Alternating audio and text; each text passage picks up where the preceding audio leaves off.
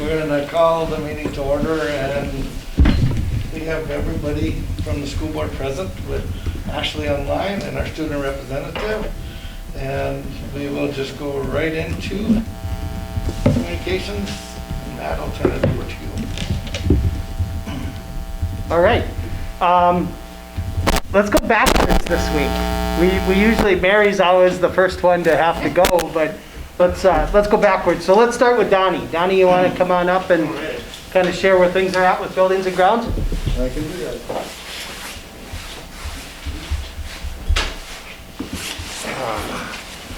Hello everyone. First thing I want to bring up is we actually have heat in both buildings this week.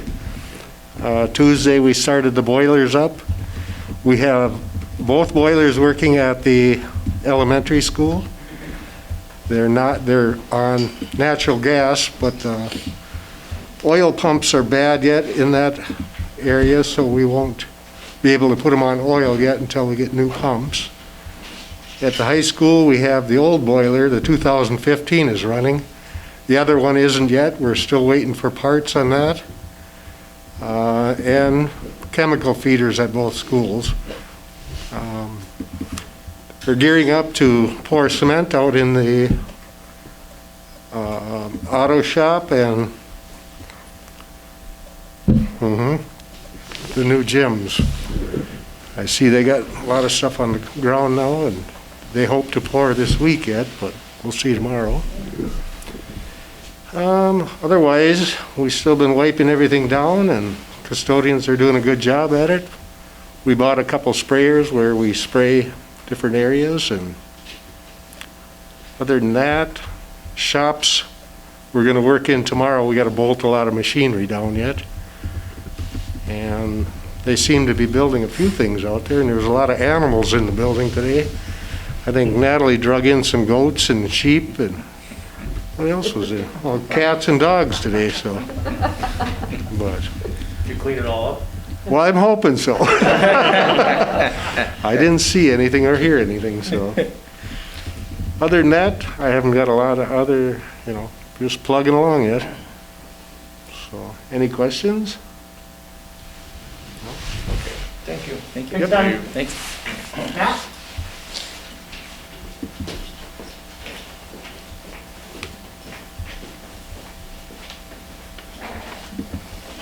All right, good evening. Just a few things. Our general community ed programming report is fall programming continues to be limited just due to the restrictions for COVID-19. We're continuing to offer what we can, trying to do some unique opportunities. Pause, we are currently full. This is the first time we've had to put a waiting list now. We have 103 registered for this school year, and we just can't take any more right now. Just with space limitations, staffing, we're having a hard time finding some additional staff, and how we need to be separated more with COVID. All of our preschool programs did fill for this year. That includes our Friday only 3-year-old preschool. Fitness center report, general member usage has still remained down, but we're getting new members, and I think with the cold weather, we'll start getting some more back that haven't ventured back yet.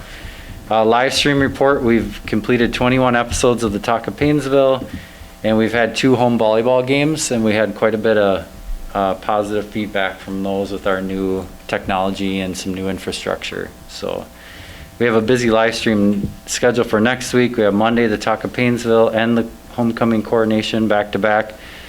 We have the Paynesville City Council and mayoral candidate forum on Wednesday. And then Thursday, we're going to stream the Ironman volleyball and the Powder Puff football at the same time. So that'll be a new challenge for us. One's outside and one's inside. So new community center program planning, the fun stuff. So we continue to plan new activities and programs. So a year from now, we hope to see events like a Halloween themed pickleball night, come dressed up to play, possibly a blacklight volleyball tournament for our adults in our community, after school Halloween party, activity parties in the community center, indoor community walking club would probably be kicking off around now.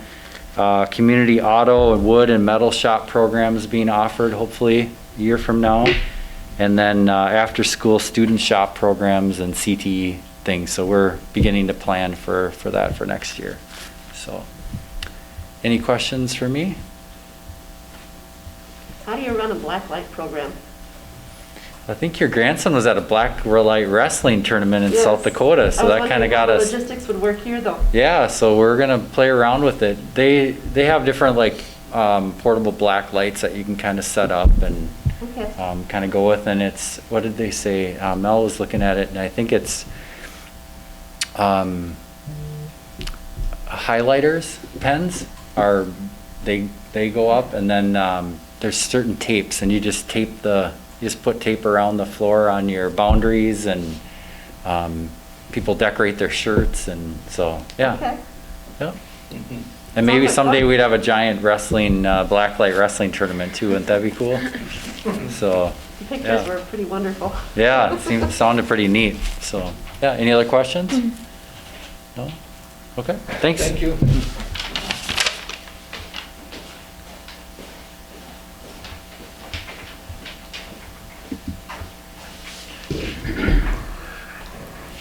I was trying to think today, honestly, what we talked about the last time that I was here, because everything seems to be changing so much. So I'm just going to run through the status of what the activities are going on right now and recent plans. So you're all probably aware of the State High School League decision that they made to start up the winter sports. They did adjust some of the seasons and the competitions a little bit similar to what took place in the fall sports. And so starting this winter, boys hockey will be the first sport to get started November 23rd. Boys basketball, wrestling, and girls hockey on November 30th, and then girls basketball and gymnastics on December 7th. Part of the reason why they flipped those seasons for the girls athletes is because the volleyball season this fall is going to run later into December. And so for girls that are in multiple sports, they wanted to not create conflicts for those athletes. They did then set the spring schedules. So track and field for boys and girls will start March 8th, which is a traditional start time. And then softball, baseball, and golf have been moved back to March 22nd for a start time. And I think generally speaking, they don't get outside much prior to that anyways. So some of that stuff will be very workable or manageable for us. Part of the reason, again, that those got moved back is because some of the winter season stuff is going to go a little bit longer than anticipated. One thing of note, for instance, speech, the State High School League doesn't actually set a mandated season or a start date. So essentially they can start and practice and run whenever they want. They only set postseason activities, which are still TBD. So speech is one of those things where they're currently working on whether or not that would be something that they could, schools would be able to do using technology and not necessarily meeting in person, because everything that the high school league has done up till this point is limit the number of schools that can get together for something to 3. So across country, those meets could only have 3 schools together. When wrestling begins, they eliminated all individual tournaments. It's essentially just going to be triangulars among 3 teams or duels. And so speech, certainly is comprised of a lot of schools coming together. So how they're going to manage that is still to be determined. Last week we met as a conference and set junior high sports. As we found out this fall, we can set all the calendars that we want and things we would like to do, but we need other schools that are going to do it along the same timeline as us, or we won't have anybody to compete with or against. And so on November 2nd, we're going to start our junior high volleyball season up. It's going to go about 5 weeks. In the middle of December 7th is a Monday. On December 9th, we'll start our junior high boys basketball season, which will go about 5 or 6 weeks. There'll be some time off over the Christmas break. And then February 1st, we'll have our junior high girls basketball season. So we really wanted to make sure that we could get all those seasons in for the junior high sports and fit them into facilities. Now it's going to be a little bit interesting because we're going to have, for the first time ever, we're going to have varsity volleyball going on, a junior high sport, and boys and girls basketball starting up. So that it's a potential that the volleyball team, could still be going in the playoffs with all those other sports going on. So we'll have to be a little bit creative in how we use our facilities, and some people are going to have to practice at maybe not some of the most convenient times, but at least we're able to offer those activities. Otherwise, we're in the midst of fall seasons right now. Our girls on Thursday will run a section cross country at Little Crow Golf Course. That'll be in the morning. Volleyball's currently playing at Belgrade right now. Football, we had our first football game last Friday night in Grantsburg, Wisconsin. So we play our next game on Thursday. I'm not sure if anybody has any questions for me. I just finished the junior high volleyball schedule today. So that season's coming up and we have that schedule now published. Like one thing David and I spoke about is we have a new hurdle to overcome with the junior high kids going to hybrid and only being here a couple days a week. That'll be something new for them to have potential practices and things like that on days when they don't have school. Obviously, we'll have to make sure that we do the well checks or the wellness checks for the students that are coming at the time just for practice, and those other students would have them prior to coming to school. So there's going to be a few things that we have to put in place, but we're excited to offer activities. Is there an update on One Act? Would that be similar to speech? Yeah, they would set, yeah, the One Act is simply the same. Schedule would be a subsection and a section type event, so that would still come from the State High School League or the region level and what they would do and how they would do that, I don't know if there becomes copyright issues if they do anything with the videoing. A lot of those types of things they've gotten some wiggle room anyways, plays and things like that when the pandemic hit, because the authors of that really recognized that people weren't necessarily doing it to try to not pay royalties. They simply want people to still be able to perform and to do it, so. Did they change the start of boys basketball thing? Because originally it was the 23rd. Yeah, so boys basketball will start on November 30th. So they changed it. The original media, everything came out in the media, I'm looking up now, said the 23rd. I believe it's November 30th. Okay. KSTP, WCCA all said 23rd. So. Well, I just have my information from the State High School League. I'll pull it up again on the computer, but Well, that's just what came out originally. I just don't know. Okay. I'll double check for you, Rick. I think it's November 30th though. Yes. How are the coaches and everybody doing with all the changes and trying to? I think there's something called change fatigue, right? Yeah. They're just happy if one day looks like the previous and didn't change, but by and large, I think the coaches are just excited to be able to offer activities. Our student population, the ones that are participating, seem to really enjoy the opportunity to be able to participate. I think there's a certain level of angst when you have, you really want to communicate ahead of time schedules and all that. And, normally right now I would be done with next year's volleyball schedules and football schedules and things like that. And like last week on Monday at 1:30, we found out who we were going to be playing on that Friday for a football game. So everything is it's just so different. So, what we're really trying to do in the activities department is take it one day and 1 week at a time and offer what we can. And we don't really know what's going to happen in a week or two. So I'm very proud of our coaches. I think it's a difficult thing to have to come to practice, find out new rules, new regulations, find out the day of that maybe, we have more people staying home because of illness than ever before, just out of precaution and safety. So we had, last minute found out on Saturday that we didn't have a 9th grade volleyball game because they didn't have enough players to play all 3 levels. And so I think we're seeing just more real-time changes than ever before, and it becomes frustrating to try to best communicate those because you really can't.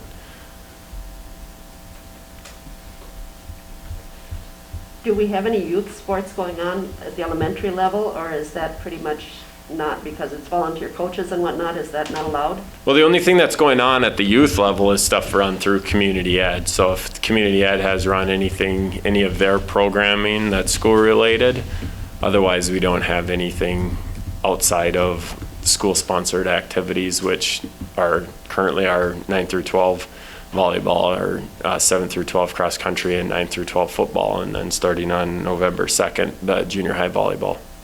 Okay.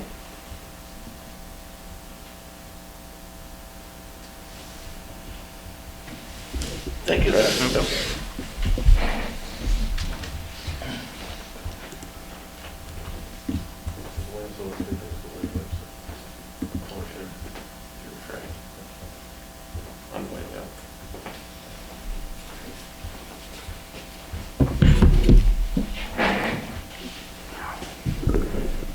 Good evening. Well, first of all, on Thursday morning was the first time we found out that we could have fans at a volleyball game, and so I appreciate Max getting that organized so that we could have some of our parents at those games. I think we had a home home match on Thursday and Saturday, and I thought everything went off really well. So thank you, Max. Well, I have some sad news. Amy Bast is her last day with us is going to be Friday, and so she is going to be looking at some different opportunities, and so we're in the process of replacing her, if that's possible. And so if you have a chance in the next few days, wish her well.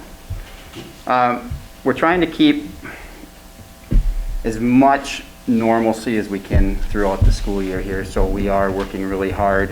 Mrs. Campbell and Mrs. Whaler working really hard to create a homecoming experience that is, meeting our requirements but still offering some really cool activities for our students. So homecoming week is going to be the week of October 19th, and we'll have dress-up days. Coronation will be on that Monday, and that will be live streamed. There'll be activities throughout the week, and they're working on activities. When they started planning, we had a lot of our students here 3 or 4 days a week. Now that we're moving into a more restrictive hybrid model, they're working on creating some activities that students who are not in school on a particular day will be able to participate and still take part in those.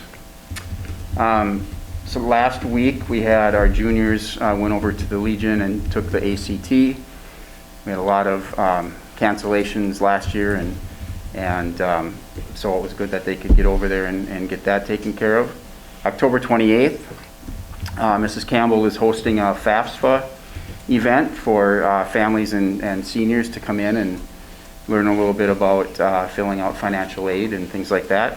And that will be, she's offering it in 2 different groups, and so hopefully we'll get a good turnout for that. Conferences are tomorrow. We're trying something new this fall. We're giving families the opportunity to schedule conferences online with either one of their teachers or up to all 4 teachers, and I think it's going pretty well. I've been kind of checking and looking at our numbers, and I think it will be a good process for us. Parents can request the in-person or also to do it virtually. So, and that's tomorrow. And then end of first quarter is November 6th, and we are preparing for the more restrictive hybrid model, which will look similar to the first couple days of school that we had this school year. And so we're working on finalizing those lists and looking at options for some of our most needy students, so that we can continue to give a high quality programming to. Any questions for me? I have a question about the ECTs. With colleges now kind of a lot of them moving away from that, are we seeing less students take that, or are you still seeing? I'm not sure in the past what the numbers were like, but I think we had about 45 students take it. Seems like a high. Is that about that many, you think? Yeah, it was us seniors that took it this year now. Yeah. There's a lot of us in there. Yep. Okay, thank you. Thank you.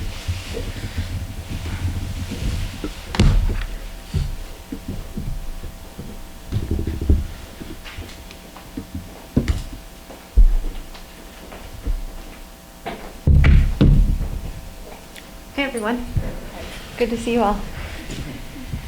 Kudos to the students and staff for their efforts with moving forward to hybrid. It's quite a change for us at the elementary level, so their time and flexibility, understanding and patience and willingness to put kids first is very much appreciated. Our communication lab furniture arrives tomorrow, right? Doesn't it feel like we've been talking about this forever? So it comes tomorrow. Mr. Bullard arranged for that to happen in the morning before conferences. So it should be a pretty exciting day all around at the elementary school. Hybrid learning, of course, Monday is our planning day. Our big concerns, we had a faculty meeting just before this meeting. Biggest concerns are what that AM drop-off will look like, how we can arrange recess, because we don't want to take away recess or any of our specialists or things like that, and then just finalizing some plans in our lunchroom to make sure that we're maintaining social distance. Fridays will still be used for intervention, individual contacts, and review of the materials and the curriculum that we're teaching. And we're still, just as Mr. Orline said, we're still working on that support services model. So how can we reach the needs of our learners even though our learning model has changed? We've got some really good ideas moving forward. Part of the change for the hybrid model, in keeping with classroom capacity sizes, is that in our first grade we need to add a 4th section. So we'll be reassigning Marie Grothy, who's an interventionist, to be teaching first grade. That's exciting. It offers really good opportunities for some smaller class sizes at that level. And Marie is a fantastic interventionist. So we're excited to see what she'll do in the classroom. She hasn't been there, she said, I think for 3 or 4 years or so. So that's exciting. And then we're realigning some of our support staff to make sure that we still meet the needs of those kindergarten and 2nd grade friends that Mrs. Grothy was working with when we were in the model that we're in yet today. 5th grade, Mr. Wolf and Mrs. Kemper, unfortunately, are the owners or the residers in some smaller classrooms on that wing of our building. So one of them will be moving to the PAWS older kids room just across the hall for lessons to maintain social distancing, and the other will be traveling down to our communications lab. So the timing with those tables is going to be amazing with what we can do for kids, and then we'll be able to use all the equipment in there at a classroom level. So just some changes that are happening internally that no one may notice, but I think you'd probably like to be aware of those. Homecoming is coming up, as Mr. Orline said. We've got some dress-up days. Tuesday is Jersey Day. Wednesday is camouflage and Halloween. And then, of course, Thursday is our school spirit day. We worked with the counselor up here, Mrs. Campbell, and we're doing a medallion hunt this year for the first time. So Anita created a really cool Paynesville-specific medallion. It's about this big, and it'll be hidden next Tuesday. I can't tell you where it is, but there will be daily clues for our kids, and when they find it, front yard, dig a hole in it. yeah, put it there, right? Let's just take a walk, a mask break to Mr. Bullard's yard. All leave with a bag of leaves. So they'll get to keep that medallion when they find it, and then we'll give them a Bulldog t-shirt too for a fun little school spirit prize. So things are going well over at the elementary. It's an interesting time, as always, but like Max said, you know, change is just part of the ordinary. It's part of the norm that we do now. So do you have any questions for me?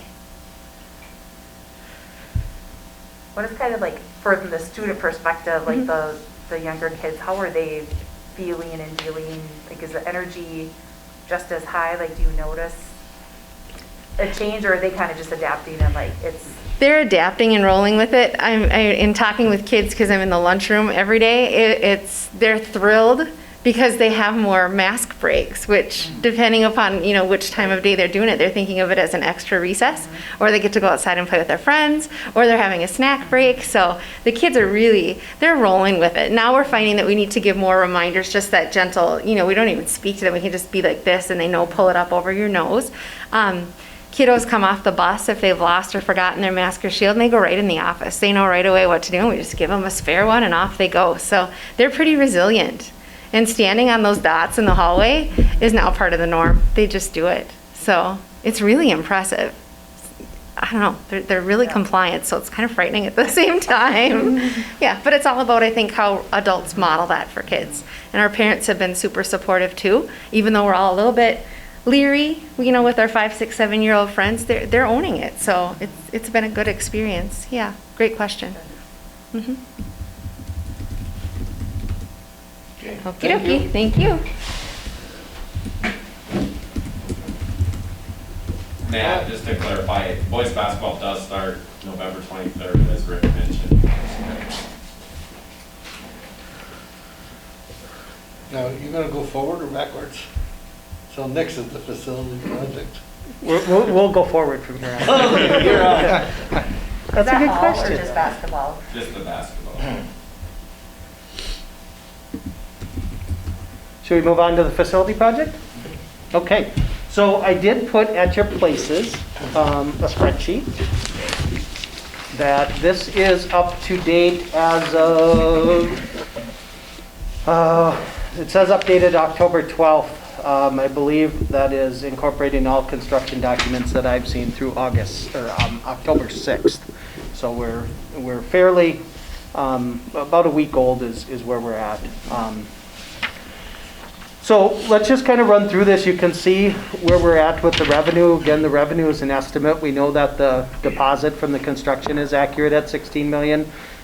We have estimate on our interest at 233,000. That has been downgraded from when the sale went through. At that time, we were estimating about 243,000, and obviously rates have gone a little bit the wrong way for us, so we have downgraded that a little bit. So that gives us total revenue of $16,233,000. You can see the program management fee of that $3 million. There's a credit hanging out there right now on the program management. Those of you that were on the design team process, one of the things we talked about were the 10 welding tables. 5 of those welding tables are included in the project, and 5 of those were going to be purchased with the FF&E funds by the district. So right now the district has actually purchased all 10 of those, and the actual reimbursement for those hasn't come through, so that's why we're showing a credit in that line item. Our owner's risk policy, we have paid our premium just shy of $11,000. That'll run through the end of February, and then we will reevaluate. Actually, our carrier will reevaluate exactly where we're at with the construction and determine with their adjusters, determine exactly what we need for coverage.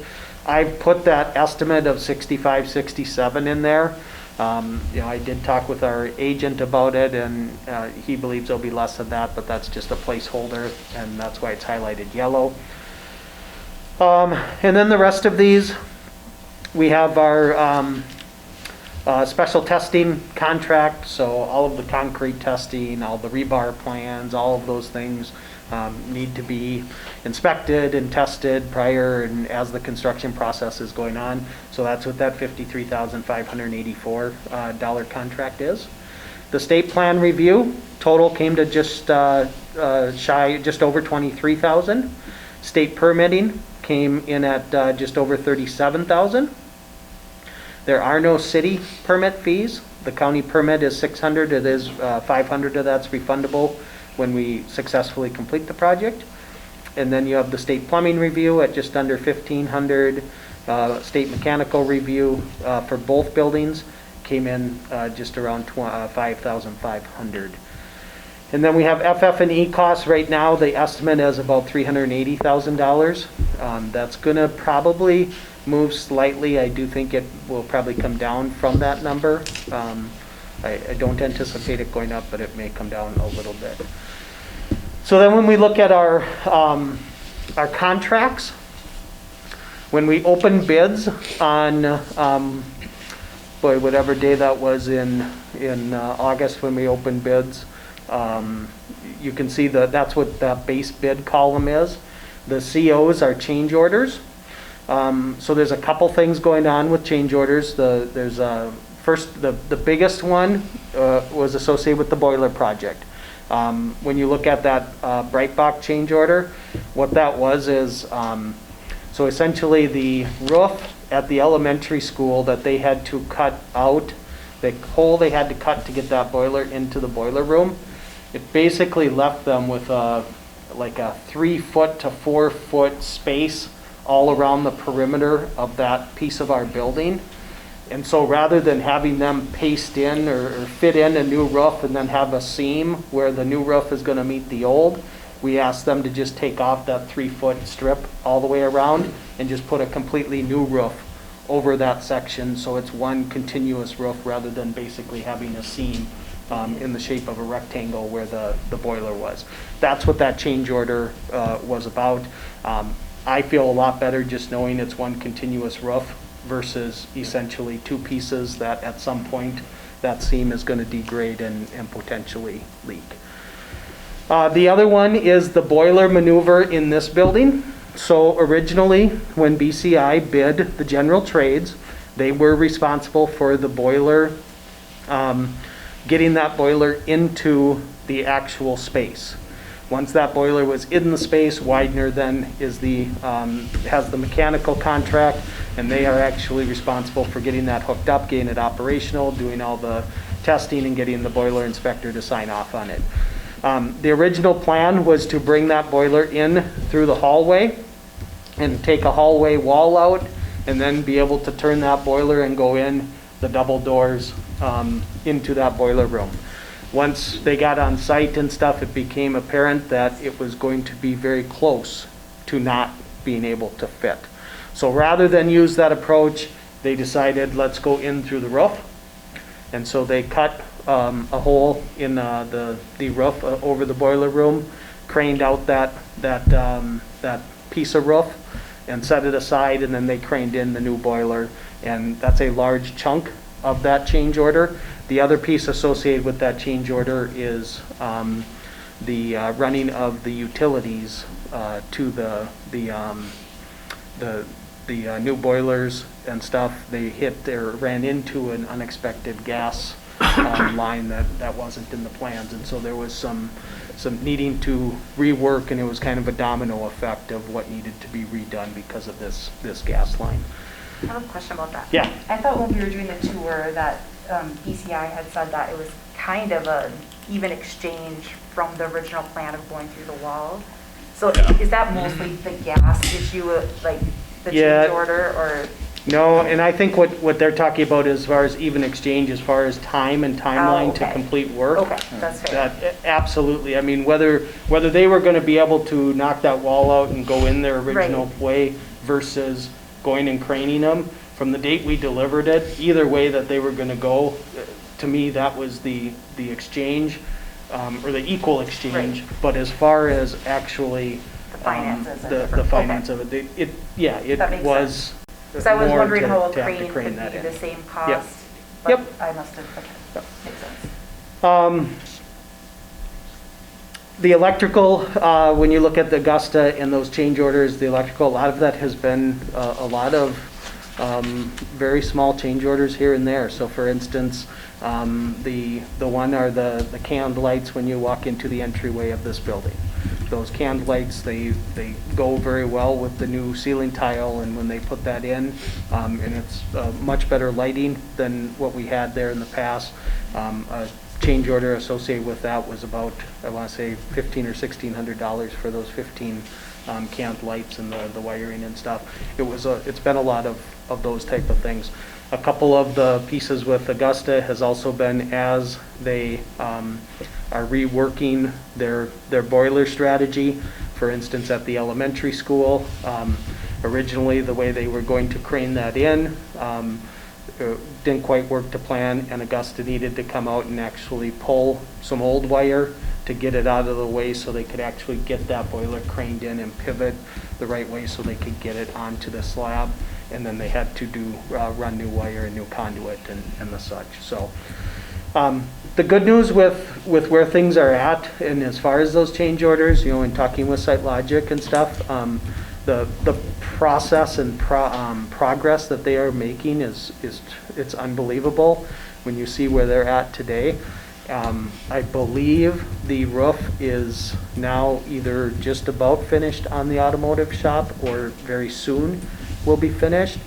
And so as we move here in the next week or two and they start to get things enclosed, there's a significant milestone that we're going to be hitting. So right now, I've put $182,000 on potential risk, or just as a potential expense. I do believe it's going to come through. The bulk of that is if we want to have the contractor who's going to put the final lift of asphalt on our new lot and the new stuff in front of the community center, if we want them to mill down the rest of our parking lot on the west and south side of our building and put a new top coat on that as well, that's where that $182,340 is coming from. That's the price that we have provided to us at this point. I do think, the rest of our parking lot here is in the type of shape that it probably makes some sense to go ahead and do that. So if you add that in, where we're sitting at today, we're looking at having about $670,000 odd dollars at the end of the project. Please do remember, we have an indoor air quality project that needs to happen too at the elementary school, so that's the other part of this. Without that parking lot work, you're looking at having about $850,000 or so is what is kind of earmarked or potentially available right now. Questions as far as the budget and where we sit? Everything above the bold black line on the budget is, with the exception of that FF&E cost, everything else is really a fixed cost. Those are not going to change. They are at this point what they are. The FF&E might move a little bit, but I think that's a pretty good number as well. It looks to me, just listening to you, that the change order is probably going to go away now, because they were all in areas that we didn't know what was there. Inside the ceiling, you can't tell that. What you're finding in a gas line, you can't know that. If it's not on the plans, you can't know that. And as I listened to you talk about the change orders, it was all stuff that you just don't know. Am I reading that pretty close? Yeah, I mean, and that's just one of the things. It's always great to say that all the variables are eliminated and we have it all. And undoubtedly, there's always something that is unexpected. And really, what I'm hearing is once we get these buildings airtight and dry, the amount of change orders will disappear. I mean, this is really where we're talking about change order, because this is the foundation work, that everything is based off of how you start, and it has to be done correctly. Otherwise, it's just going to have a domino effect of errors moving forward. So yeah, I would suspect that they will dramatically decrease. Are we getting closer to a time when we can have an open house for the? Well, it's been done. Yeah, it's interesting because we talked a little bit about that. I talked with that at the CTE advisory meeting. And originally we had kicked around the idea of doing an open house just for the CTE space. Almost to a person, the people that were at the CTE advisory meeting, their thought was to hold off and do an open house when it's all finished and all done. And so I think for sure, we should hold off until the automotive piece is done. Then the entire CTE, the entire instructional academic component's done, and I think we could do some sort of an open house. The other thing, obviously, in the environment we're in right now, it makes it really hard to have an in-person open house, and I think that would be most beneficial as well if we could actually open our doors and get people in. So the last conversation at that CTE advisory was to let's revisit this at the end of March, beginning of April, and see, one, where things are at with COVID-19 and pandemic, and two, are we in a position where the automotive shop is going to open up fourth quarter, and then could we do something then? There's nothing to do with, there were certain stakeholders like the endowment fund people that should have a chance to at least come in at some point. Yep. And we're going to continue with the Facebook Live updates. Okay. So, the last one we did was the end of September, just a couple weeks ago. I would think if there'll probably be a little bit about the facility project potentially at the end of October, but for sure November. Once they get that facility sealed and roof on and airtight, those will continue to be a staple of how we can try and I think we just need to progress. keep the excitement building through the community. Absolutely. I think there'll be benefits in the end when people see what's going on. when people drive by, they can't see it. When you brought people through, or your first Facebook Live, it showed people what was happening, and I'm a total believer in just keeping maybe even small amounts trickle, like when we put the cement floor in the auto shop. Maybe the doors aren't in, but a quick picture, like the pictures that we get, Sure. if they could just trickle to people, doesn't take a lot. Sure. I think we have huge email lists probably, where if people want, we could just pop them pictures, just something simple. And then, if we have email lists of things, and then we could probably get chamber lists and stuff, can we get information on the Facebook Live on there for people that may not be aware of what's taking place on Facebook? Some of what we have just appears to me to be contained a little bit more in the school, and it's just kind of a common thing. But we have lots of people in the community interested. They don't have any contact here at all. But probably curious, just like everybody else is. Sure. Just food for thought. Sure. But nothing monstrous. Just trickle things here and there. People know what's going on. Once the building's all enclosed, it's going to sit here for a long time. Looks like nothing's happened. Right. Other questions, other thoughts? I have a question going back to the financial analysis. Yep. I can't recall what we had kind of estimated that contingency number would be. Like, are we on track for what we had hoped? Yeah, so right now, we're sitting at 1.7% of our project costs. Okay. So I think if you would go and ask anybody in the construction business that if they carry a contingency fund of less than 2%, they're probably going to look at you and say, no, contingencies are usually more in the neighborhood of 6 to 8% or 8 to 10%. So I think we are sitting okay. Okay. Again, now if you take that out and factor in what is the percent in relationship to the portion of the project that is completed, we're much higher than 1.7%. But again, it just goes back to that conversation that most of the time you're going to see your change orders or your need to go in a different direction earlier in the project versus towards the end of the project. Once you get structures up and you get them airtight and you get them weatherproof, it really dramatically cuts down what needs to change. Because the reason why I'm partly asking is construction costs, like supplies are going up. And was that part, like, if they've gone up, are those things already purchased, or will that go up in a bit too?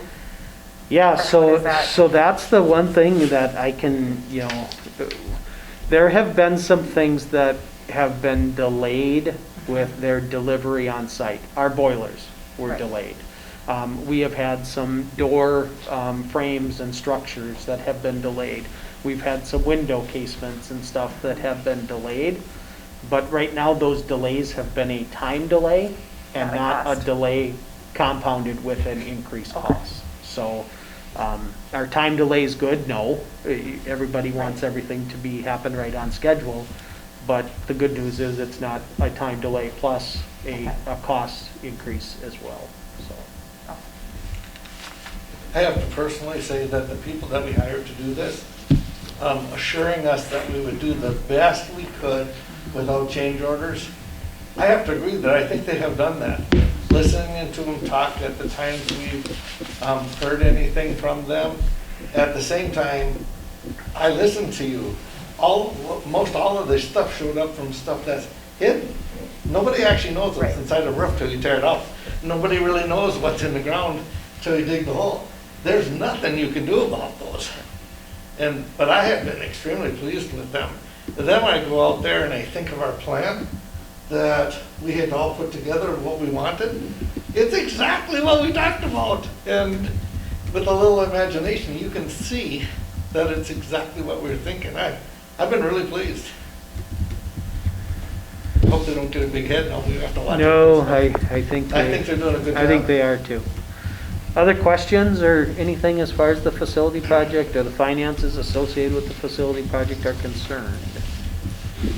Not a question, but can I get a copy of the sheet? She wants a copy of the sheet. Yes, it's in Drive, Ashley. Okay, thank you. Yep. Sorry about that. I should have said that earlier. I apologize. Okay. All right. Softball? Should we move on? Okay, so let's move on, facility related, but yet different. So let's talk about the softball field, track, football field. This is getting to be just in the conversation and planning piece right now. I would like people to take a peek at the second attachment. So this is Neil Tessier is the individual who's with Safe Engineering, and SAFE stands for Site and Athletic Field or Athletic Facility. They have done a host of athletic complexes, facilities throughout the state and upper Midwest. So he came out and he spent probably about an hour and a half, 2 hours on site. This was several weeks ago. He met with members of our admin team, and we talked a little bit about conversations that have happened up to this point regarding track needing to be resurfaced. We've also talked about the wanting to flip the softball fields and put in some sort of a grandstand structure that would have some seating. I think we would really like it to also be a place for ticketing and even restrooms type of a structure. And then we talked about also needing to address our football field and potentially looking at recrowning that. And he goes in to details here as far as what the services that they can provide for us. And the one thing that I will say about Neil and his organization is, I think when it comes to the softball component of this work, I think we actually have quite a few community members that are willing to help out and do some volunteer work with this as well. And so that's the one thing that makes it appealing to work with Neil and his company, is because he is willing to engage in whatever level we want him involved in. And that's been the really challenging part, to find somebody who wants to work with that flexibility of the arrangement. A lot of people, once they get involved in a project, they want to be and see it through from beginning all the way to the end, and they aren't really necessarily wanting to work with volunteer labor and stuff. At the same time, we don't really have, I mean, my biggest worry is we're going to go and try and do this softball field renovation on a dime budget, and then we're going to get things in the wrong place, and we're going to just run into a lot of problems. And that's the thing with engaging someone like Neil, is to be able to help get the ball rolling and have an expert in the house to say, this is where home plate needs to be, and this is what your layout are as far as dugouts and agri-lime and outfield fencing, the whole 9 yards. As far as the actual labor and what crew is going to come in and do the work, I think there's lots of room for that to be volunteer labor and donated labor. So just looking at what Neil is talking about, he obviously, and this is page 6 of this document, he's willing to coordinate some surveys and some site investigation, and he's already engaged in that. He's helping with that, and to him that's more just a consultative service. There are costs associated with it. And then the next step comes to that civil engineering piece and taking care of the site, the grading, utilities, drainage, all that stuff, architectural services, you name it. And his fee for the entire scope of a project would not exceed that $56,000. And then if you wanted somebody on site as far as construction management and be able to be on site on a regular basis to oversee the entire project. What he's talking about is around a $24,000 fee. And the other piece in talking with Neil is we can customize this to what it is we are actually looking for. So, go ahead. I was gonna say, like, if we didn't have somebody like this would fall on someone on the admin teams. And then, I mean, for me right away looking at this, I'm like, my personal opinion, there's no possible way someone on the admin team could handle this in this given environment. I think it would be very difficult. You're right. I shouldn't say no way. I just think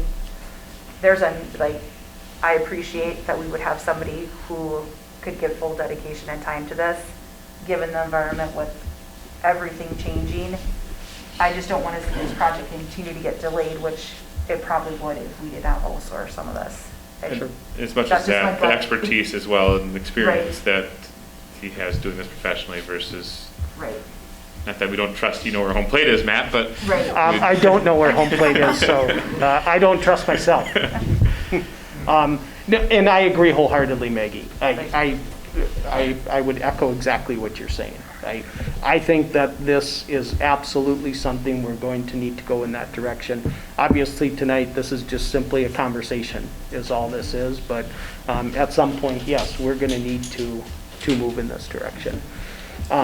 So let me just talk broader sense of things. So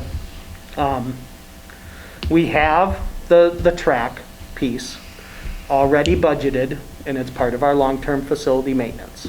So we have $1 million set aside on our 10-year LTFM plan that is there and available and ready to go as far as the track is concerned.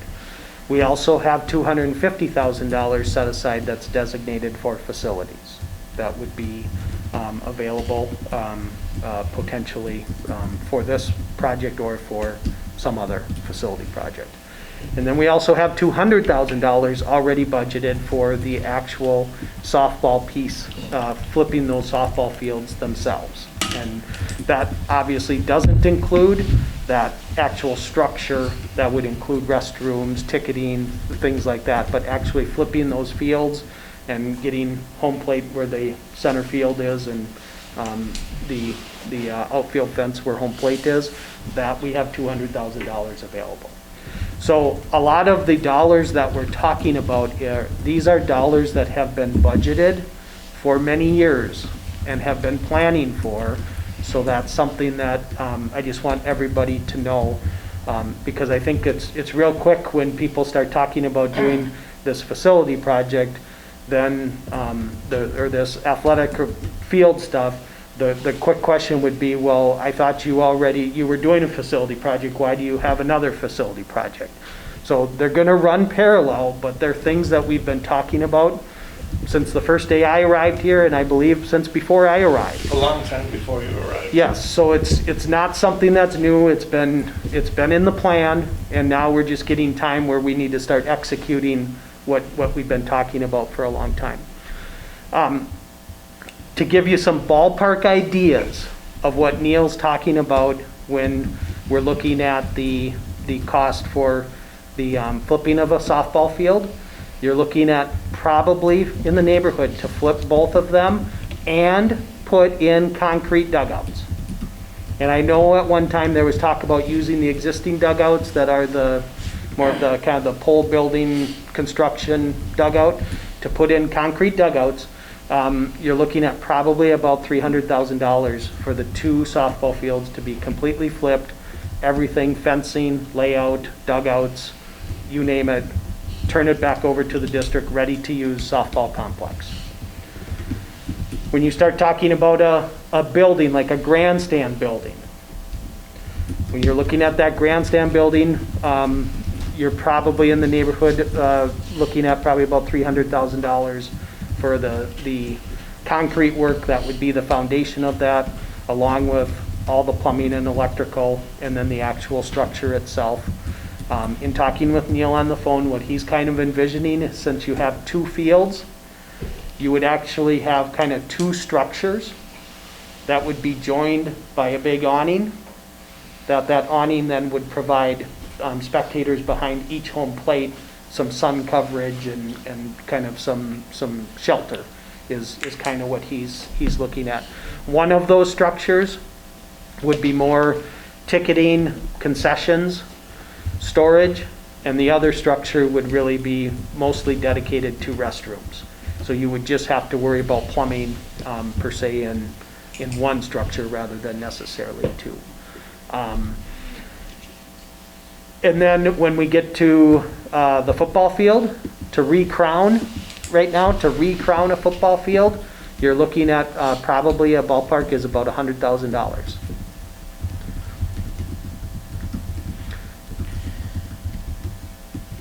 And then to repurpose or repurpose a track, worst case scenario, you're probably looking at around $600,000 for a track. And that would mean that you would take off, our current track is a latex track.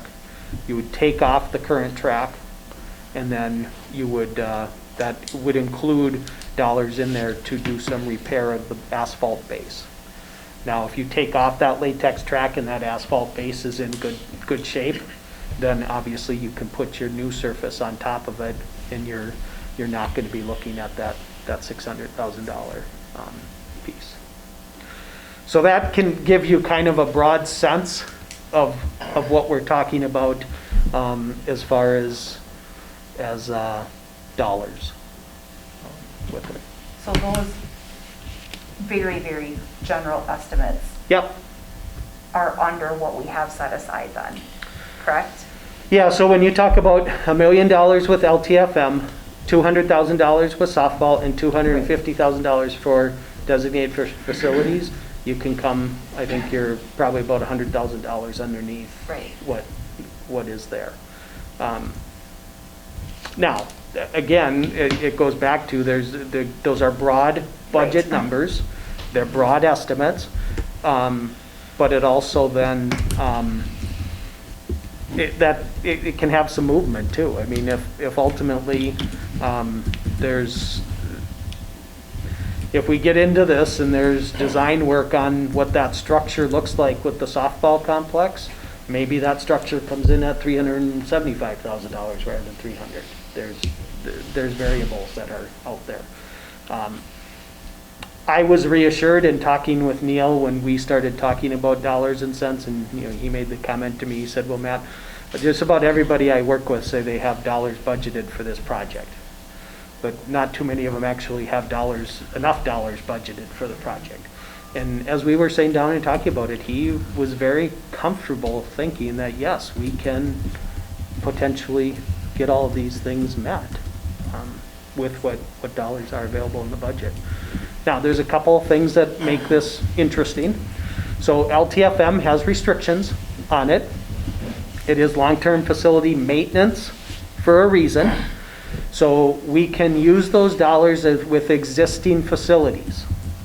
So if we were to go and put up a new structure that was a baseball grandstand and restrooms, since that was going to be a new structure, we couldn't use that or pay for that with LTFM dollars. You can't put up new structures with your facility maintenance dollars.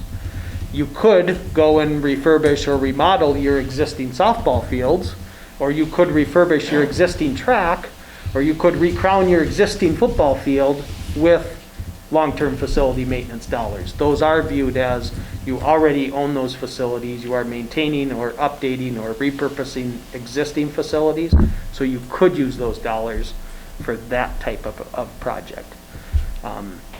So we just have to also be mindful of how all of this would work together. Obviously designated for facilities money, yes, you could put up a new storage shed, for instance, with designated for facilities. The $200,000 that we have set aside for softball, you absolutely could use that to put up a new grandstand or something like that. So. When I look at this thing, we have talked about the softball fields I think for as long as we've been on the board, and Cheryl and I have been on the board, it's been a conversation. And we just don't get anywhere. You know what I mean? It's kind of like, once we got going on a project, you kind of had an idea what it is. Having somebody kind of lay it out doesn't mean that we're all set necessarily, that we won't have pricing necessarily set. But we're just sitting there with nothing at the moment. And we talk about all these great things, nothing gets done. But we have to be kind of careful here, because there are parts of this where Title IX comes in. And it's not a joke, it's real. And the kicking the football down the road, or kicking the can down the road. Sorry about the football. He doesn't kick a football anyway. He doesn't know how to kick a football. Kicking the can down the road doesn't complicate things. I was pretty excited when you started talking about somebody that knew how something like that could lay out with our space, just to see how it could all lay out. I think for me, just getting started there, it's going to get us a long ways. And then it just seems like things just start to happen once we have an idea of what we're doing. Right now, as you said, we're kind of guessing at this thing. We don't know where home plate is. Well, I don't think it hurts us to start having somebody take a look at it. You need to have a plan to show people. Exactly. Excited. Nobody's excited about something they can't see. Yep. I have a question. When was the last time any major work was done on the football field? It's got to be at least 27 years. That's a really good question. I mean, that's what Donnie, do people you ask. remember when anything was done with that football field? I can't tell you. Probably the only improvement would have been the adding of underground irrigation whenever that took place. Otherwise, it's my guess, Rick, is it's original, because I don't think anybody would have fixed it into the condition that it's in. I think it's original. I don't ever remember. And the track, anything happening there. the track itself is over 27 years. I can't. It's on that stone out there, but I can't remember. That's got to be at least 30. Somebody you said, well, it's been more since then, but we just kind of Resurfaced it. resurfaced it. They've never gone all the way down. Yeah, they've never really. It's not been replaced. Right. Okay. Because I mean, that's a question people will be well. Yeah, and I think the other thing that is important to recognize is it is a genuine need to replace that. If you go and go around our track right now, I mean, there are significant erosion points. There are significant places where it's in need of repair because potentially it could be a safety hazard. So, yeah, I definitely think we have gotten our use in our life out of the current latex track surface. I don't think it's something that was put in just a few years ago and was poorly maintained, and now we have to replace it. It has lived a good, useful track life. Cheryl, I think that's something you and I have heard about the track also for the whole time that we have been on the board, and previous to that. So it's not, none of the topics are brand new by any means. No, we knew it was upcoming. We're just not getting anything done. That's what the problem is, and we don't know how to move forward necessarily at this point. Okay, well, I can certainly help move forward. So what I would like to do is, I actually have a conference call scheduled with Neil for tomorrow. What I'm hearing is, I'm hearing the board acknowledge that we have these things planned and budgeted for, and we need to sit down and come up with an ironclad plan that we can execute to see exactly when the work would be done, when it would be completed, what impact that has on student programming, and how we can plan around that and figure all that stuff out. So that's going to be my next direction, is to go back and talk with Neil, and then you will probably see this again at the end of the month on a business item as well, to officially get Neil involved in whatever capacity that looks like. I think that's something that he and I can visit more about. Can I bring up one more facility point? So I think this is also the time when we have to do our due diligence about a turf football field.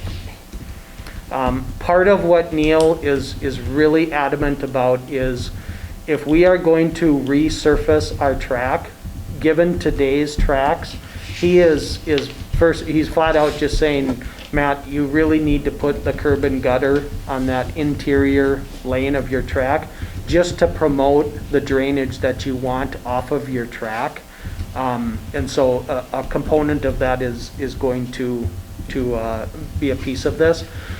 But since we are potentially looking at ripping up track and needing to do significant amount of work at our football field, I think now is the time to actually look at the possibility, feasibility, is it cost effective, is it not? Now is the time to actually make an educated decision and determine where we fall with potentially having a turf football field. And I know that's a polar topic, that you have people that have very strong opinions about it, but I still think we need to do our due diligence to look into that and make a sound decision and an educated decision about that. For the board members' sake, I did tell Neil that this was going to be part of the conversation, and so I asked him what he could give me for a ballpark figure for a turf football field, and his ballpark figure was $1 million. Now, there's redundant cost in that, though, because part of the cost that he has put into the track figure that I told you was putting curb and gutter all the way around on the inside of our track. And then that cost shows up again in installing a turf football field in a place where you don't have turf. You would need that curb and gutter as well to promote the appropriate drainage off of field turf. So again, most likely it would come in less than that, but if you're just doing that as a standalone, that was the number that Neil was. When $100,000 being spent on recrowning it, that wouldn't have to be spent crowning it. Correct. Correct. So, yeah. I think it's worth the investigation. Yeah, and I'm not asking, we're not making a decision. We're not endorsing one way or another, but I think we are at the time right now where we need to investigate this. We need to do our homework, and we need to come up with what we feel is ultimately the best plan. Having some data to make a better decision when we need to make the decision is important. Absolutely. Well, you're either gonna do it now or you're not gonna do it. Correct. You're gonna spend $100,000 on recrowing the field. Yep. Say Yep. 2 years later, we're gonna. You're absolutely Has to right. be done now. Yep. So that's going to be the other piece that, as we talk about moving this forward, that's going to be the other piece that's going to be part of the conversation. And obviously, the board as a whole, you're going to need to be involved in that conversation. And at some point in the future, there's going to need to be a decision made as we move forward. There are funding mechanisms out there in order to be able to do some sort of a turf field if that's the direction the district wanted to go. There are ways to absolutely fund it. No, it doesn't necessarily mean you have to go and do a referendum or something along those lines. But there are funding tools out there that would allow for something like that if that's the direction that the district is looking to go. I think also coming back to just like with the financial aspects, having like a case for support for either. So what are the long-term implications? Is it safer to have turf? Are we going to have potentially more usage of the field? Like all those things that maybe don't come up on, a budget analysis.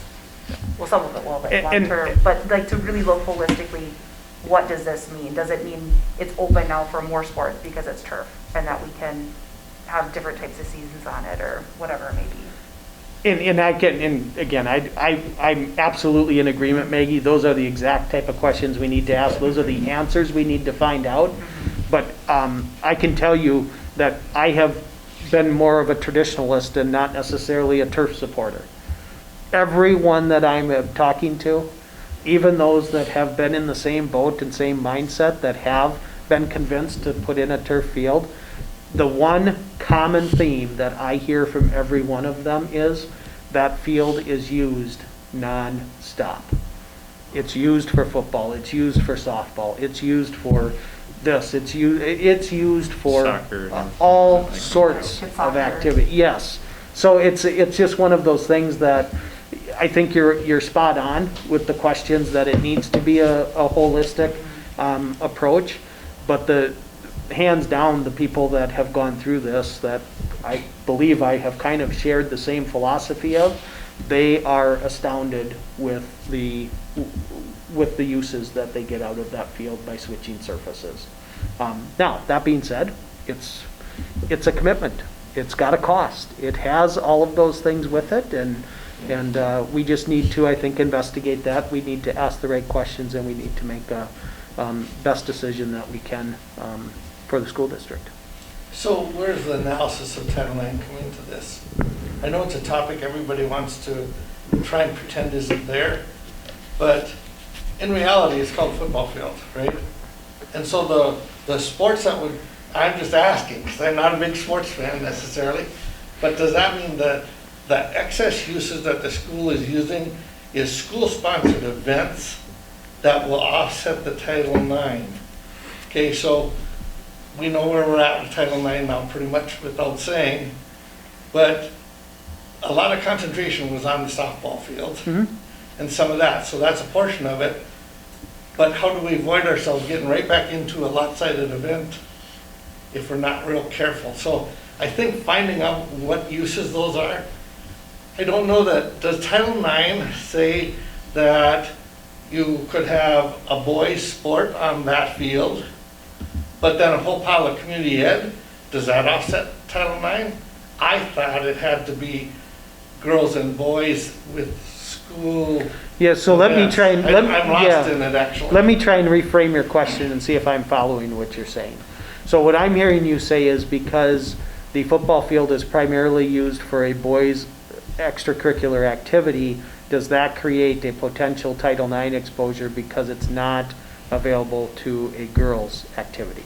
Is that the question? Yeah. Or is the usage that these schools are talking about a girls' activity that offsets that, right? Yeah, and so, and that's a really good question. I guess I'm not a lawyer, obviously. I couldn't answer that from a legal side.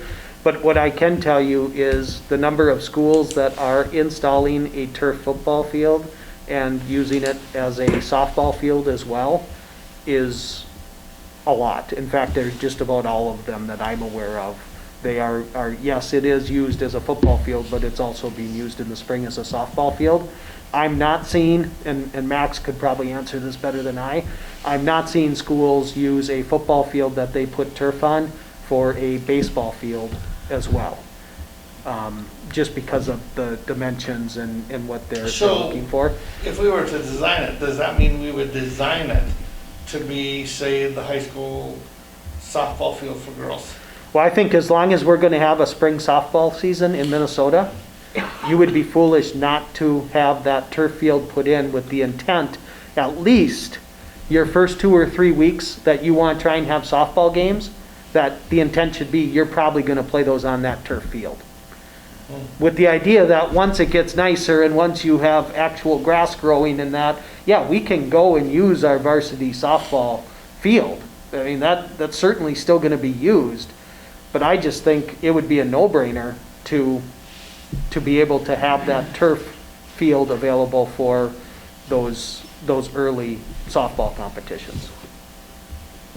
Whether you can play the games or not, you can practice there.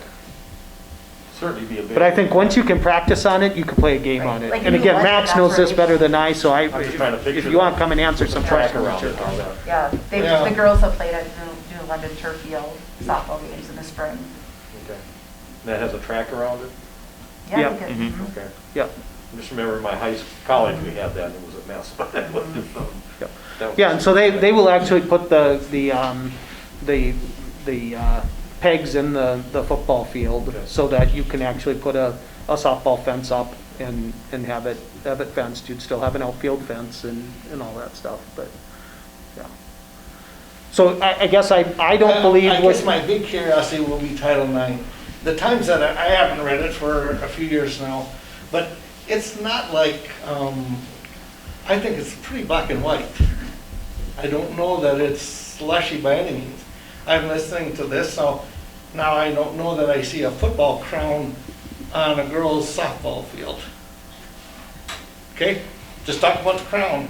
So, but I want to be really careful. Sure. I think we have to look at it. It's the biggest thing with those is how much the sun's going to degrade them because you got to put in another one. Right. It's a sun deal and a population of your school. That's what all the vendors will tell you.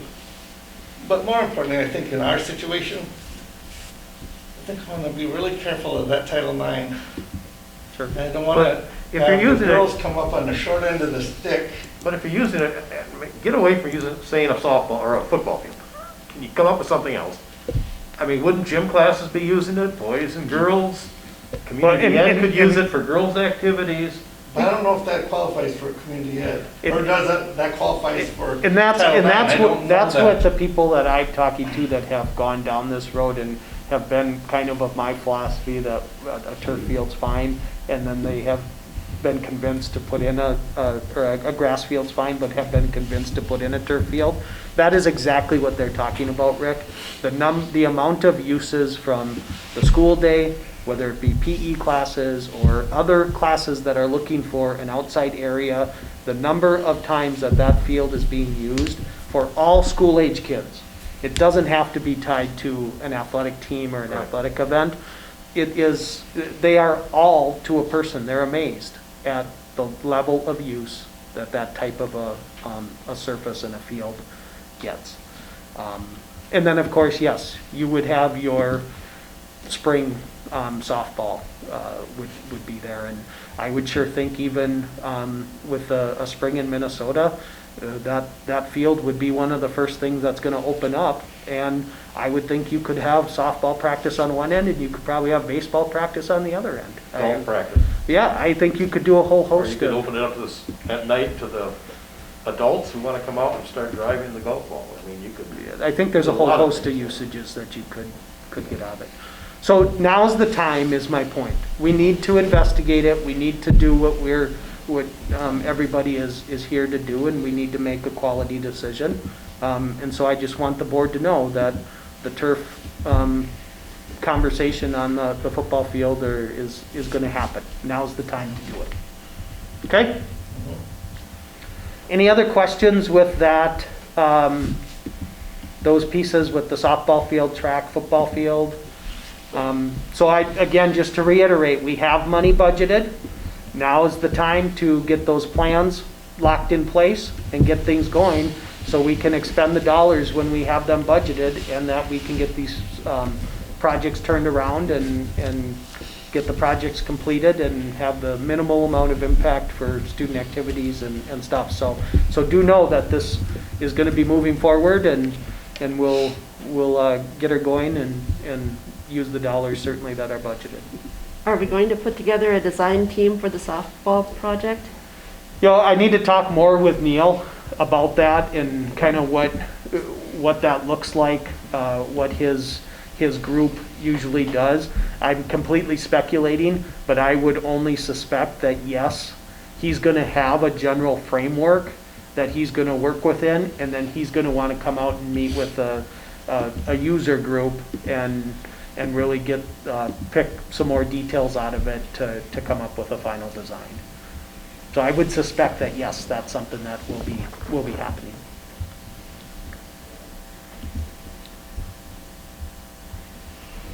Okay? All right, let's talk learning model, COVID-19 update. So obviously after the MEA break this week, Monday will be a non-school day. That will be a planning day for all staff. And Tuesday, October 20th, we will be implementing the new learning model, hybrid learning. It'll have our elementary students in class 4 days a week. Friday, they will be remote learning. And the secondary students will be in class 2 days a week, and then 3 days a week they will be remote learning. Just want to make sure that the board understands, as far as what remote learning is going to look like, and I think it can speak at least a little bit with the elementary plan. I think you're going to see a wide spectrum of activities. Some of them will be low tech or no tech, and some of them may obviously involve the use of their student Chromebooks and stuff like that. So just know that there's going to be a wide range of what that looks like at the elementary school. Secondary school, I do think you will see more of a continuation of everything that's going on those in-person days. Students will and continue to, as they always have, take their Chromebooks home and stuff like that. So that will probably look a little bit different at the secondary than it may at the elementary, and certainly it'll look different when you get down to the younger elementary grades. Can I ask a question in regards to like Wi-Fi and stuff? Is that all under control? Are we seeing that we have like kind of overcome some of those issues that our students being able to log on and? Well, under control is an interesting term. For today, it whatever is. term you want. That is a good question. So right now, and we've been talking about this too, is last spring, obviously, a lot of the mobile phone carriers were doing data enhancements or data packages for free or unlimited data and stuff. To my knowledge, I believe there's only one provider who's doing something like that, and I don't believe it's a provider that we have access to here in our school district. So that is something that is as we move forward, is going to be something we need to stay in front of and be careful of. I can say that I have heard some feedback from our 5th grade and what their remote learning experience has been now for the last week and a half this year compared to what it was last spring. And I've heard very good things about it, and families are much happier, and it seems to be going a lot more smoothly than it did last spring. Transitioning kind of over to the secondary building, I think the single biggest thing that is working in our benefit right now is having students only attending 4 classes for first quarter rather than 8 classes. And Paige, you can probably speak to that better than I, but I just think that the classroom, the workload management, when you have 4 things to worry about versus 8, is just a lot more reasonable for all students.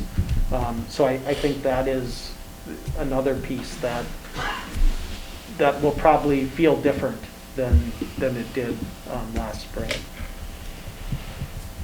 But we're going to continue that whole data piece and how do you find that, where is that balance point?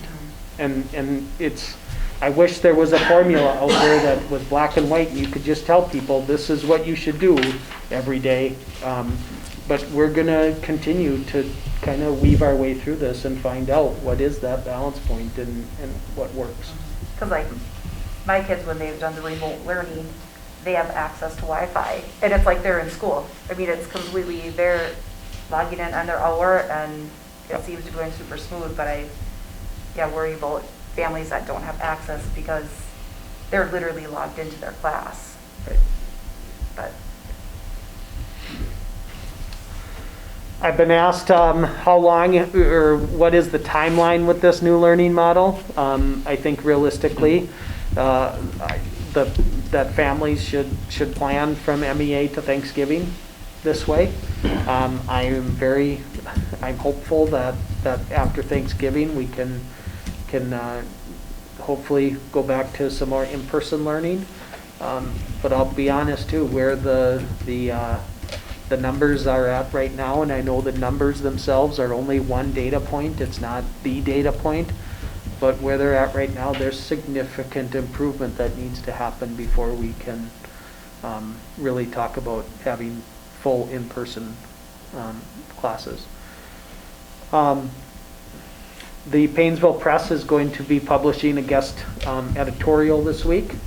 And the guest editorials are the 10 superintendents from Stearns County, along with the head of the St. Cloud Diocese Schools. And it's just simply a plea to people to please do all the things you've heard over and over again, to maintain 6 feet social distancing, to try to avoid large crowds, to wash your hands, to stay home if you're sick, because if things continue where they're at, it's only a matter of calendar days before we are going to be in remote learning. And I don't believe that is in any of our students' best interest at all. And so we need to somehow figure out how can we get this back where things were in middle of August, when we had, our cases locally in our Paynesville School District in Stearns County were somewhere around that, 6 to 8 number per 10,000 back then. And we've gone as high as 37 per 10,000. So it's been all over the board. But that'll be in the paper this week. If there are places that you think would be willing to share that and spread the word, by all means, let me know and I will contact them, and I'd be more than happy to pass that letter on as much as we can try and somehow come up with a way to keep kids in school. That's what I'm hoping for. Questions at all about learning model? Anything with COVID-19? I will continue to send the board their COVID-19, our weekly meeting minutes. I'll send those to you. Those will include the charts as far as Candio, High Stearns, and Meeker. So if you ever have any questions on any of that, you just need to let me know. Has there been any talk that they would change the formula? With all of the changes that are happening, to change everything else, has there been any inklings that would potentially be relooked at? Or do you think that's just going to be kind of the formula and everything else shifts around that? No, I don't see the formula changing. Okay. What I'm really hopeful is that somebody at the Department of Ed will start to talk to somebody at the Department of Health. Because that is right now the biggest thing that causes me to pull my hair out. You can call and ask question or pose questions to someone at the Department of Health and get one response, and then 2 days later somebody from the Department of Ed will call you and the response will be the exact opposite. And it's not helping anything. I also am really hopeful that our medical providers as well are getting the same message out. One of my biggest frustrations early in the school year was it became very apparent to us that the MDH decision tree was something that the schools were supposed to enforce. But it's not a piece of the conversation that was happening in medical facilities.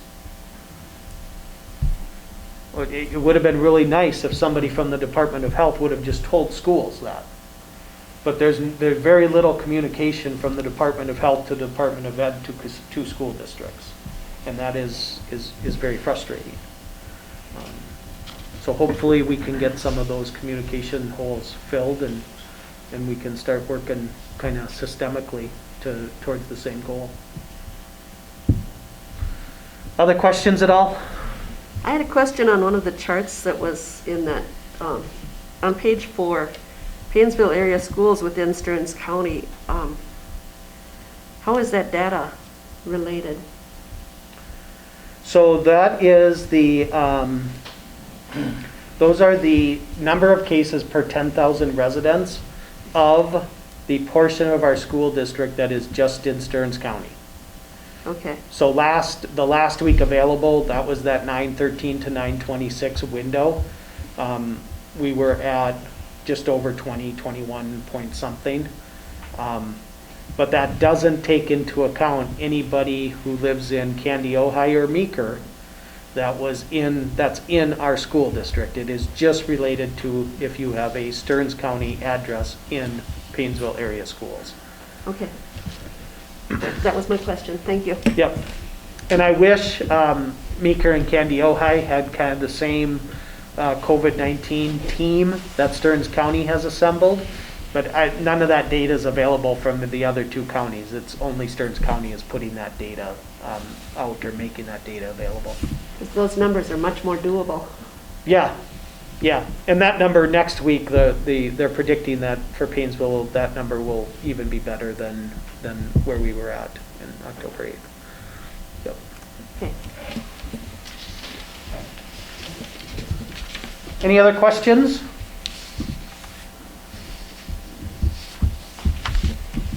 Okay, let's go on then to strategic planning. And Ashley, this one's in Drive as well. I think Ashley's still there. So, I have, okay. I found it. Okay, perfect. So I have been holding out hope that we could come back and do strategic planning in person, and I have admitted my defeat, and we're not going to. So we are going to do some virtual strategic planning. The content of these are going to be tackling the same 4 essential questions that we did with our staff back last spring. And I have right now 3 dates. I'm actually thinking that Wednesday, November 4th is going to move to Wednesday, November 11th. But there will be 3 dates in November. We're going to do most likely the 11th, the 12th, and the 16th. I'm asking, we're going to get this out and ask people it'd be no more than a 90-minute commitment. Hopefully we can do less than that. And essentially we will focus on those 4 essential questions in each of these sessions. What I would like to be able to do is plan for potentially up to 30 participants. And then we would be able to take those 30 participants and break them into groups of 10. So I would also then plan for actually running 3 sessions each of those evenings. What I would like to have happen is in each session, there would be a board member and administrative team member that would facilitate the actual session with the 10 participants. So what say that again, Ashley? Can I interrupt you for a second? Yes, you can. I sat in on strategic planning sessions in 2 other districts around here recently just to see, how they ran. Yep. And what they did. And in both of them, similar size to us, in both of them, I ended up in breakout groups of like 3 people, 3 or 4 people. One of which is an administrator and another is like a board member or something. And so, like, maybe if we can, invite people in person or something to get more, because the facilitators of these meetings both times said, oh, this is a great turnout. And there was like maybe 20 people and some of them didn't say anything. And I saw my actual word for word language in their final strategic plan. In one of them, I'm like, I'm not even from your district. And you use, word for word what I said for your district. So just a heads up that I want to make sure we get good input from across our district and enough people participating that maybe we invite them personally, or I don't know the best way to get people to participate, but that would be my only comment on that virtual, and they were both virtual meetings, so. Yes, I would concur that we will need everybody in this room to invite, recruit, cajole, whatever you need to do to get participants and to get people involved in that. I would 100% agree with that. So I kind of laid out a tentative timeline for you there. We would look at that November 4 through 16 for the virtual meetings. The 17th through the 20th, then we could do some data collection and priority identification.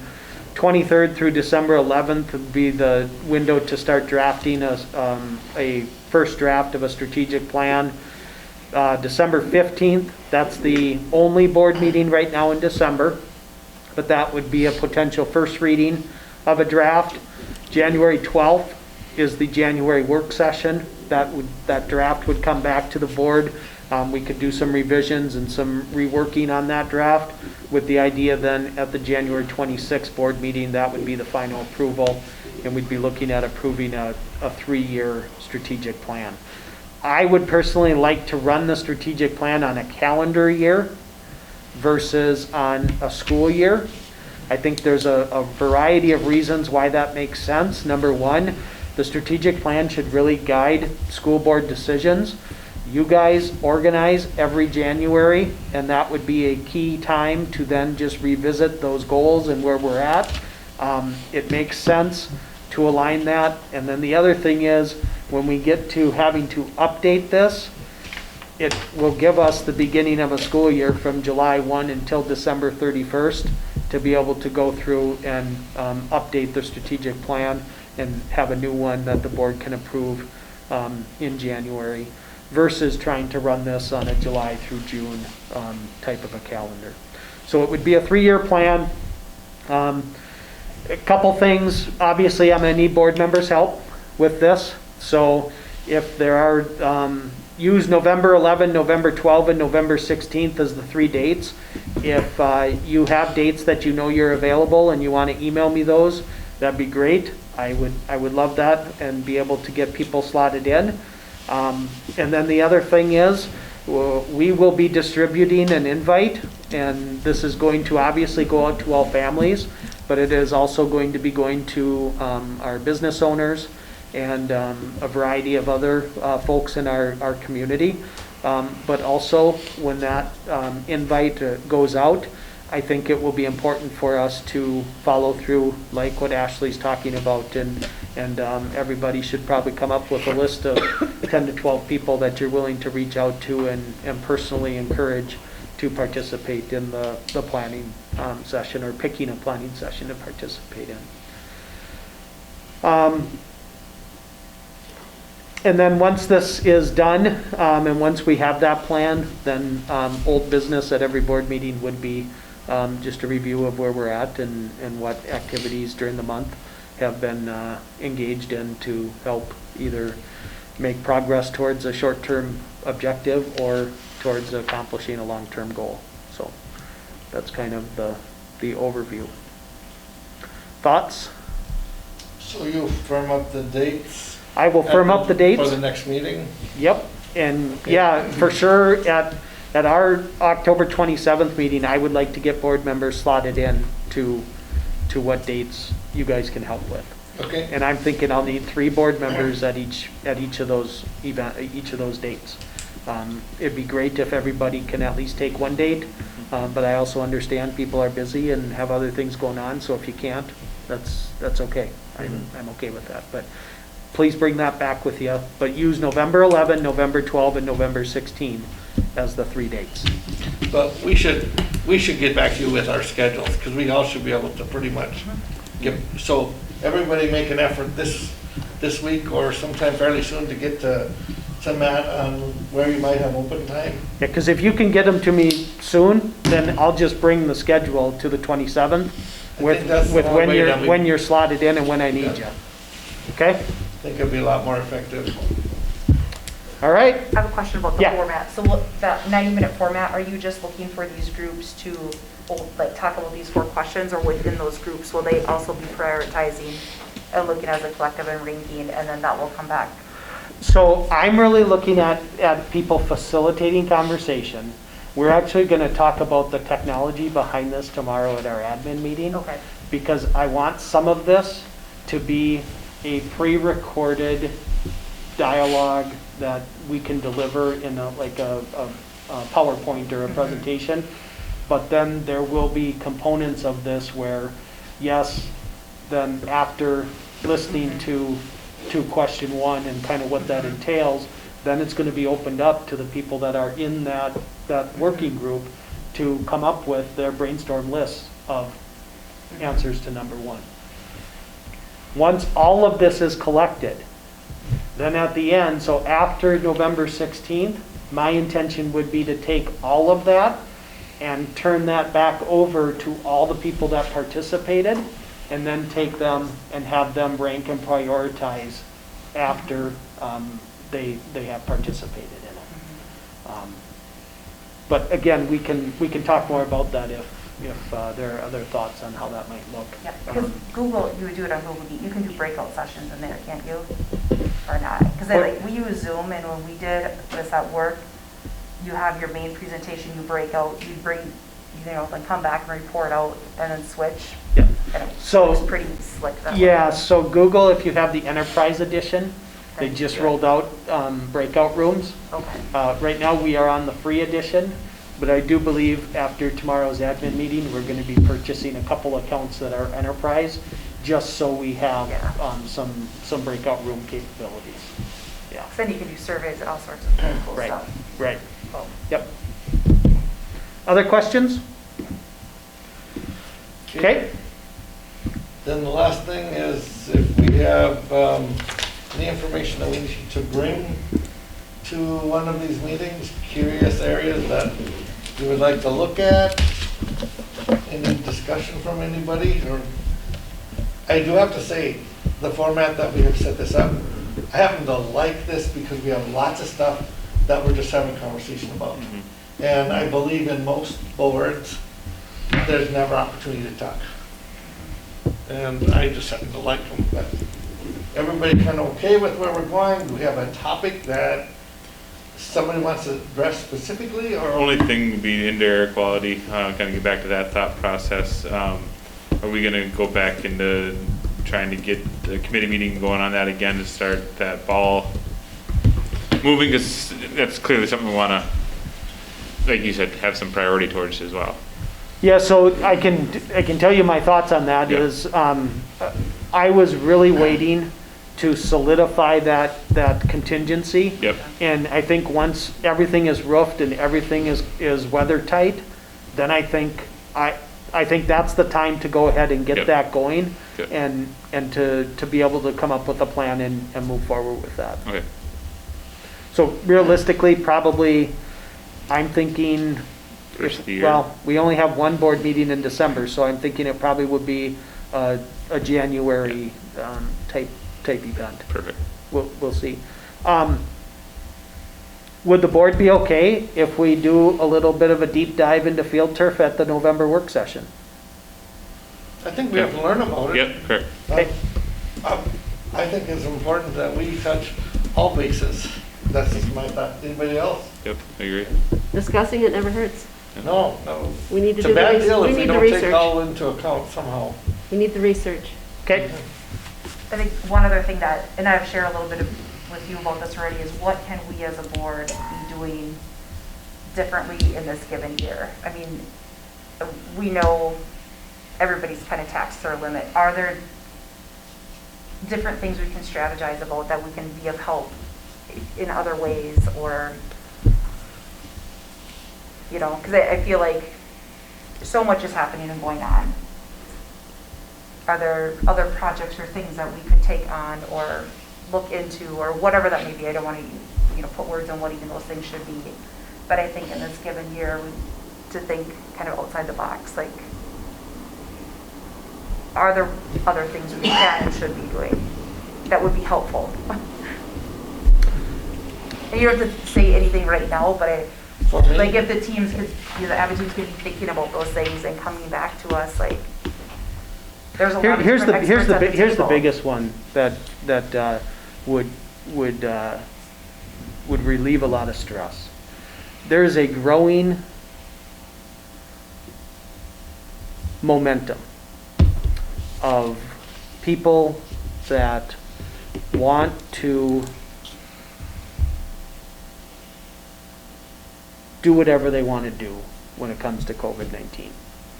They are sick of getting multiple answers that aren't the same from different authorities. And as a response, the only thing they want is they want kids in school 5 days a week. And I 100% understand that, in my opinion, the best place for kids is in school. But what I really need from the board is I need you to understand and believe that the people in this district want kids in school 5 days a week as well. But there is a time right now where that just isn't going to be allowed. And I think it would be really dangerous for anybody to take the position, we don't care what the Department of Health says, or we don't care what the Department of Ed says, and we're just going to go rogue and do whatever we want. So if all board members, regardless of what your thoughts are on the pandemic, on the response, on what's appropriate, on what isn't appropriate, on masks, on any of that stuff, if we could just avoid wanting to go to that knee-jerk reaction of let's just say the heck with everybody and do whatever we want. Because it is really, if you want to talk about anxiety right now, I have talked to more colleagues in the last week that are stressed to the max because they've got public health, Department of Health telling them one thing, and they've got a 7-person board who's telling them to do something else. And it puts people in a really, really bad spot. So if I could ask one favor, I guess that's the favor I would ask, is just please understand, I don't think there's anybody for sure on this admin team, I don't think there's anybody even in Paynesville schools that doesn't want our kids in school 5 days a week. We do. We do. But I can tell you right now, that's not where we're at. And going rogue isn't the answer. So bear with us, please. That'd be my only request. Okay? On a better note, I had a community member single me out and corner me, pretty much, and tell me that that person was not happy with our distance learning last year. And that person is so excited because everything is going so smoothly right now for our 5th graders, and it is just, she wanted to pass the kudos along to the teachers. She said it was a learning curve for everyone, and she just thought it was wonderful. Everything is going so smoothly, and she loves it. So, just kudos to the teachers. I just wanted to pass that along. That's good to hear. I don't know that I've ever heard those comments that you're talking about. It's growing. The people, no, maybe it's not there yet, but I'm not hearing anything. I think the people that I talk to understand that the state has a lot of control here, and we can't be renegades. And you just have to do the best you can within the parameters that you have. And I can reassure everybody. I'm not hearing that other side. I can reassure everybody, we are going to do everything we can to keep kids in school. But just know that it's very concerning. The sentiment out there is growing, and it is a toxic environment. And so just, yeah, we want our kids here, but there's also things we need to do. So. Okay. Anything else? Okay, then I'd say we're done.